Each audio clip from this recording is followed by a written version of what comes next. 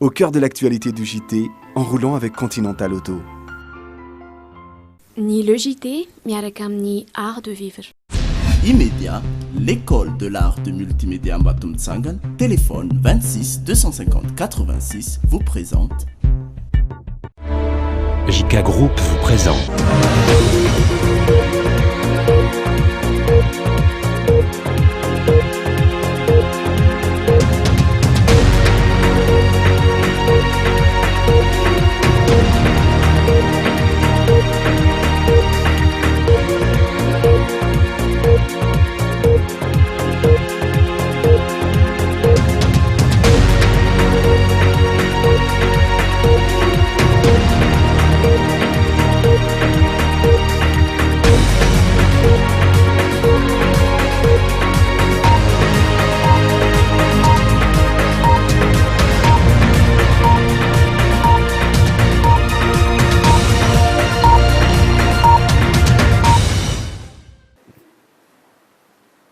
Miravantsika rehetra mpanaraka ny Indrimina tonga soa atao anatin'ny le JT alarobia fa 17 ny volana Jolay eritaona katroka no nanomboana ny le JT fandarana le JT tato amin'ny Indrimina ary dia ao anatin'ny fankalazana an'izay ihany koa no entina andraisana antsika rehetra ao anatin'izao endrika vaovao ny le JT izao. Androany ary aloha ao anatin'ny tapany faharoa isika dia resaka ny trangam-piarahamonina mbola arahana amin'ny Nigeria misy ihany koa ny vaovao hafakely hitondrantsika any Cambodge, ny vaovaon'ny kolotsaina, ny vaovaon'ireo olo-malaza ary ny vaovaon'ny fanatanjahantena. Atao anatin'ny tapany voalohany kosa isika iresaka ny fanadinana CEPE sy ny olana mitranga miaraka amin'ny Sonia Andreniriny izay ary ny vaovao politika sy ny vaovao avy any ivelany ao anatin'ity le JT ity avokoa raha antsika antsara ary ny fitin'izay. Ny tokona tsy nentin'ny tsara ny taratasy mpanadinana CEPE ireo mpampianatra. Ny tokona mandritry ny 27 ora ny piasan'ny ministeran'ny fizahantany. Avy any ivelany kosa dia ankizy 20 no maty noho ny sakafo tany ampianarana tany Inde. Ny vaovao hafakely kosa dia hitondra antsika mankany amin'ny tanàna iray any Cambodge manana fomba hafa mihitsy hitaizana ny tovovavy. Anomboantsika azy ary dia ny vaovao sosialy miaraka amin'ny Sonia Andreniriny tsika manao Sonia. Miara-pandritra dia miaravantsika rehetra ihany koa manaraka ny le JT. Nisy olana ny fitsarana ny CEPE izay tokony eo androany. Raha androany no fotoana voatondro tokony hitsaran'ireo mpampianatra ny taratasy mpanadinan'ireo ankizy izay nanala ny fanadinana CEPE omaly dia ny tokona tsy nisy nety nanao izany ireo mpampianatra raha tsy mahavoaray ny tambokaraman'izy ireo arahantsika ary ny fanadiadiana. Mety tsy ho tratra araka ny nambaran'ny italian'ny Dirène Analamanga omaly ny fivoahan'ny valim-panadinana CEPE ny sabotsy ho avy izao. Mitokona tsy mety tsara ny taratasy mpanadinana avokoa mantsy ireo mpampianatra mpitsara rehetra toy ny tetsy amin'ny CEG Ampefilo, Tsimbazaza, Tambarinandrina, Anosbe ary Soavy Masoandro. Noho ny tsy mbola nandraisan'izy ireo ny tambokaramany tamin'ny taondasa moa no antony izany. Dia mifanapahan-kevitra izany rehefa voaraina ny vola na anio dia anio ihany ary dia mitsara zahay. Na iretanay tory aza dia tsarainay ny feon'ny ankizy. Raha nambaran'ny sekretera jeneraly ny ministeran'ny fampianarana nefa dia efa navoaka ny avy eo anivon'ny tairim-bola-panjakana androany ny tambokaraman'ireo mpampianatra rehetra. Fa efa nandray andraikitra foana zay hatramin'izay mikasika vacation fa ilay mpampianatra no tsy mahandry intsony. Zay ilay izy. Ka ny zavatra misy zany amin'izao antsika miteny izao efa débloqué ny vola avy ao amin'ny trésor andeha any amin'ny compte-ny Dirène Analamanga. Vola eo manodidina ny 600 millions d'ariary io zany anaovana vacation. Igny le tenin'ny Dirène omaly tamin'ny télé igny mariny hoe ny vacation dia aloha amin'ny Zoma.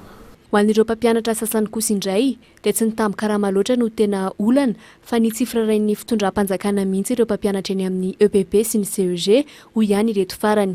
Izay no mantonga an'ireo ka na iteninina ny taletsekoly na iteninina ny chef de centre rehefa tsy mety ny olona fa leo dia izao ny vokany. Fa raha mba nirarahinana dia kely fotsiny ireo mpampianatra ireo tsy nisy ohatran'izao io zavatra io. Tsy sanatria hoe tsy fitiavana n'ilay ankizy kely gasy fa raha ohatra ka tsy fitiavana io tsisy nanao surveillance reo maly fa mbola le fitiavana n'le zana-bahoaka dia mbola nampandeferina ry zareo dia androany kosa tsy hitany tale intsonina ny chef de centre izay atao fa ry zareo mihitsy nefa tsy manaiky fa hoe efa ela loatra le fanambaniana sy fanaovana tsinotsinona anay ka ninonina fandresen-dahatra ataon'ny talena ny chef de centre dia ireo mivokany. Na dia teo aza nefa izany rehetra izany dia nisy tamin'ireo mpampianatra sasany ihany no ny tsara toy ny tetsy amin'ny CEG Soavy Masoandro. Zarazara be mihitsy mpampianatra teo hoe hitsara na tsy hitsara dia ho anay zany mpiasa-panjakana izay a mena ambany mena dia manatotosana izao fitsarana fanadinana izao. Toy izay ihany koa ny tetsy amin'ny CEG Ambomiandra, ny zotra am-pilaminana tamin'ny atsakany sy andavany avokoa ny fitsaran'ireo taratasy-panadinana ankizy, ary tamin'ny fotoana nandalovana teny an-toerana dia efa ny 10 isanjaton'ireo taratasy-panadinana no efa vita. Mbola fitokonana ihany koa ny eo amin'ny Ministeran'ny Fizahatany.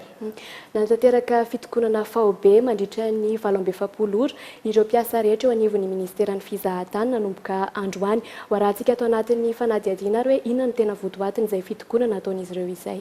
Ny fitakiana ny valisoa noho ny asa natao na ny prime tsy azon'izy ireo tamin'ny taona 2024 no mbola antony mampitokona ireo mpiasa rehetra ao amin'ny Ministeran'ny Fizahatany taorian'ny fivoriam-be nataon'izy ireo ny 12 Jolay lasa teo. Efa misasaka ny taona 2024 ary efa fotoana tokony handraisana ny prime izao hoy ny filohan'ny sindikan'ny mpiasan'ny Fizahatany androany kanefa ny tamin'ny taon-dasa aza mbola tsy azo. Azo lazaina fa fizirizirina no miseho teo amin'ny tompon'andraikitra ary hatramin'izao moa zany dia mbola tsy nisy ny feo avy any amin'ny tompon'andraikitra voalohany fa dia eo samy manenjana tady ny rotota tsisy vokany mihitsy zany hatramin'izao. Raha ny fanazavany ity farany ihany dia tsy nisy mihitsy ny fionan'izy ireo mivantana tamin'ny ministry ny Fizahatany fa solotena foana ary tsy nahitambokany mihitsy anefa izany. Iamafy araka izany ny fitokonana raha mbola tsy mivaly ao anatin'izay 7 ora izay ny fitakiana ataon'izy ireo. Satria ny mpiasa no manapaka an'ilay izy ao anatin'ny Assemblée Générale ka efa nisy moa zany ny fiomanana aorinan'izao raha sanatrika mbola tsy alohan'ny zareo fa manateny izay fa isy ny fionana ary isy ny fanapahan-kevitra mikasika amin'ny fandoavana ny prime mampiasa. Momba ny mpianatra sy ny kolikoly indray.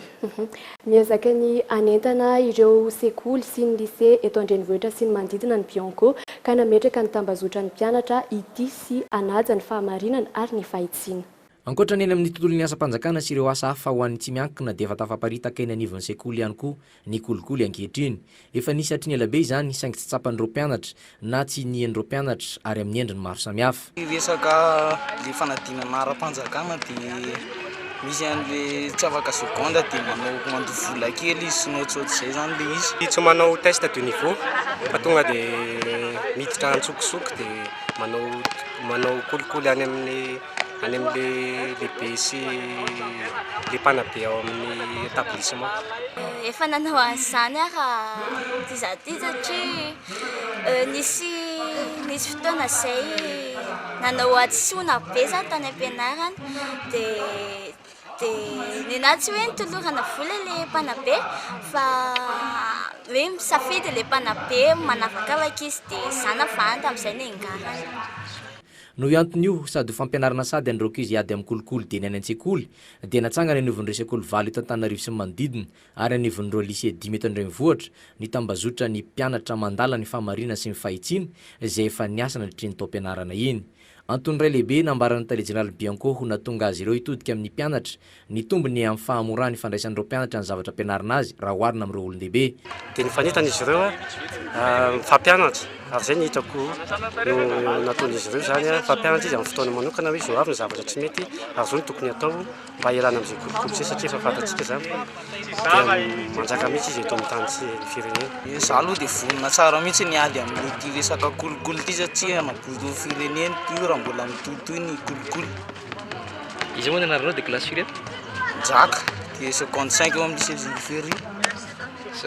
Dia fanentanana ho an'ny olona miangaviantsika zany mba handeha amin'ny fahamarinana hatrany. Amin'izao dia resy lahatra izay mahatonga anay tsoreto izay sy ny groupinay tsoreto mba hoe hanentanana an'ilay olona handresena ny kolikoly hatrany. Nofaranana tamin'ny fananana ara-panatanjahantena sy ara-kolotsaina izay mifanandrinan'ireo lycée 10 avy eto Andrenivohitra dia ny lycée moderne Peflo, ny lycée Andohalo, ny lycée Gira Bearvelo, ny lycée Jules Ferry Faravohatra ary ny LTP Alarby teny amin'ny tokotanin'ny foiben'ny Bianco eny Ambohibahandro any tontolo andro ny tampiasany tambazotra amin'ny mpianatra mandala ny fahamarinana sy ny fahitsiana. Mikasika ny tontolon'ny tantsaha indray kosa indrindra eo amin'ny sehatry ny vary. Tsy ampy ho an'ny filan'ny malagasy ny vokabary eto Madagasikara ka izay no mahatonga ireo fikambanana sy firenendehibe any ivelany hanampy ireo tantsaha-mpamokatra amin'ny alalan'ny tetikasa santionany ireto arahantsika ireto. Tsy mbola maharaka ny tinady eto toerana ny vokabary eto Madagasikara amin'izao fotoana. Mbola manodidina ny 3 tapitrisa taona ny salamboka tratr'izay ka hatramin'izao ary tokony akarina hatramin'ny 7 tapitrisa taona izany raha tiana ny ampifanaraka ny tolotra sy ny tinady. tokony hidina ho azy ny vidin'ny vary eto amintsika aorian'izay. Hatramin'izao nefa isika dia mbola voatery tsy maintsy manafatra vary roa hetsy taonina isa-taona farafahakeliny. Lesoka ny tsy fanarahan'ireo tantsaha paikady vaovao sy moderna ho an'ny fambolem-bary fa mbola mifikitra amin'ny fambolena nentim-paharazana. Noho izay anton'izay no mahatonga ny fisian'ireo tetikasa marobe iaraha-miasa amina fikambanana resipirena sy fireny-dehibe maro ho amin'ny fanatsarana ny voka-bary eto amintsika toy ny PSDR, PPRR, AD2M, Bamangoko sy maro hafa. Isan'ireo ihany koa ny tetikasa papri izay nahatafakarana ny voka-bary tany amin'ny faritra Bongolava ho 4,9 taonina isaky ny hektara ny taopambolena 7,7 lasa teo raha tsy nisy afa-tsy 2 taonina sasany zany tany aloha. Marina fa hoe izay ny tomboany fa tsy nametraka akory io tetikasa io ampitombo zao taonina na zao taonina l'hektara ny voka-bary fa le izy kosa dia hoe farafahakeliny mahazo 2 taonina fitombona 2 taonina isaky ny hektara izay olona mampiasa anazy. Araka ny lazain'ny ministera fambolena teo dia nanao tombanezaka izay tamin'ny volana jiona teo dia nahita fa ho an'ireo tantsaha nanomboka n'ilay fampiarana ilay teknika dia nahita teo amin'ny 2,5 taonina ny fitombona isaky ny hektara. Efa miparitaka amina faritra efatra ankoatra ny Bongolava ankehitriny ity tetikasa ny fanatsarana ny voka-bary iarahana amin'ny gouvernemanta japonais ity dia Inalamanga, Vakinankaratra, Loatramangoro ary Itasy. Ho fantarina izany sy ho fampafantarina azy io amin'ireo tantsaha any amin'ny faritra hafa dia andray anjara amin'ilay foara resipirena ho an'ny toe-karena eny ambanivohitra na ny Fiermada izay ataon'ny 5 hatramin'ny 2 septambra ho avy izao ny tetikasa papri. Ho avy eo zany ny mpanjifa avy any ivelany indrindrindrindra ny ato amin'ny vondrona ranomasimbe indianina zany zay nampanantena anay mpikarakara ny foara zany fa ho avy tokory zareo hijery ny vokatra ataon'ny malagasy satria ao anatin'ny tetikasan'ny vondrona ataon'ny ranomasina indianina zany hoe Madagasikara no sopotra ndreo nosy manodidina rehetra ary tena marina zany ka ato amin'ny Fiermada ihany izy no tena ahita an'ireo vokatra rehetra avy any ambanivohitra. Trano efa misy 500 no isa amin'ireo fotoana ireo ka ankoatra ny fampirantiana an'ireo vokatra ny fambolena, fiompiana, jono, asa tanana, tontolo iainana ary ny eran'ny kibon-tany dia isy ihany koa ny fanentanana ara-kolontsaina sy ny lobary andasy. Faranosavina no miaraka amintsika mazava loatra hiresaka ny vaovao politika manao fara. Miarabanao Riza, miaraba ihany koa ny mpanaraka ny logité. Ny Ankla Firavalomana androany dia tokony nanao valandresaka ho an'ny mpanao gazety mikasika ny fanapahan-kevitra izy ireo tsy nisy anefa izay valandresaka izay. Raha tokony ho tanterahina androany tokoa izay valandresaka nataony teo anivon'ny Ankla Firavalomana izay niaraka tamin'ireo mpanao gazety dia tsy nisy izany androany raha toa ka efa nivory hatramin'ny herinandro iny ity Ankla Fitia mikasika ny tokony histonan'izy ireo ny firotsahako fidin'ny kandidaan'izy ireo Ramatoa Ravalomanana asa mety misy ifandraisany amin'ireo teboka fito napetraky ny jika izay. Satria izay teboka fito izay tokoa dia omaly hariva no navoakany avy ao amin'ny jika ny Ankla Firavalomana nefa dia efa nisy hatramin'ny fivoriana omaly tontolo mety hoe tao aorian'ny fivoriana ve no nivoaka ilay fanapahan-kevitra ny jika izany hoe somary fampatsahivana ihany. Inona tokoa moa izay teboka fito izay fara? Andeha rahantsika ato anatin'ity fanadihadiana ity ara ireo teboka fito napetraky ny jika M ireo. Raha mbola manana faniriana anatanteraka fifidianana ny malagasy amin'ity taona ity ary raha mbola vonina ny anao izany miaraka amin'ny fanampian'ny fianakaviam-be iraisam-pirenena mba hivoahana amin'ny krizy dia fepetra fito lehibe no takiana amin'izany raha nitatitry ny jika M izay nanao fanelanelanana teto ary mbola namafisy ny senita omaly raha teo izany. Didy itsy volana roa samihafa no tokony avoakan'ny filohan-teteza mita ny voalohany izay mikasika ny fanitsina ny lalàna mifehy ny fifidianana filoham-pirenena mba hahafahan'ny ireo kandida misintona ny firotsahako fidiny. Ny itsy volana faharoa kosa mikasika ny fanavaozana ny firafitry ny CES. Ny filohan-teteza mita kosa dia tokony ilaza ny fisitahany amin'ny fifidianana tsy misy fepetra. Io no teboka fahatelo. Rehefa voahitsy kosa ny firafitry ny CES dia moka lisitra vaovao izy ireo taorian'ny fialan'ireo kandida izay tsy nahafehy fepetra rehetra hoy ny teboka fahaefatra. Ampiarana ny sazy ireo minitsy manaraka ireo fepetra fito satria anisan'ny mampikantso ny famahana ny krizy izay manao izany hoy ny hita eo amin'ny teboka fahadimy. Fahenina misokatra kosa ny fampiavana-pirenena izay raisin'ny FFKM antanana mba hampirindra ny fanarahana ny tondrosotra ka isiny ny fitoniana. ny teboka fahafito kosa dia mbola manamafy ny fiarah-miasan'ny Madagasikara amin'ny iraisam-pirenena amin'ny fanatotosana ny fifidianana sy ny fandefasana mpanara-maso mba ho eken'ny rehetra ny voka-pifidianana izay hitondra avy hatrany ny firenena any amin'ny ara-dalàna ka ahafahana misitraka indray ny fiarah-miasa eo amin'ny lafin'ny toe-karena amin'ny any ivelany. Izany amin'iny ho hitantsika eo zany toyany amin'ny faran'ny volana Jolay fa momba ny cellule de crise kosa na ny komity mpanavotana ny Madagasikara. Mikasa ny taona olona indina an-dalambe tokoa ny komity mpanavotana any Madagasikara na ny cellule de crise araka ny fanambarana nataon'izy ireo androany.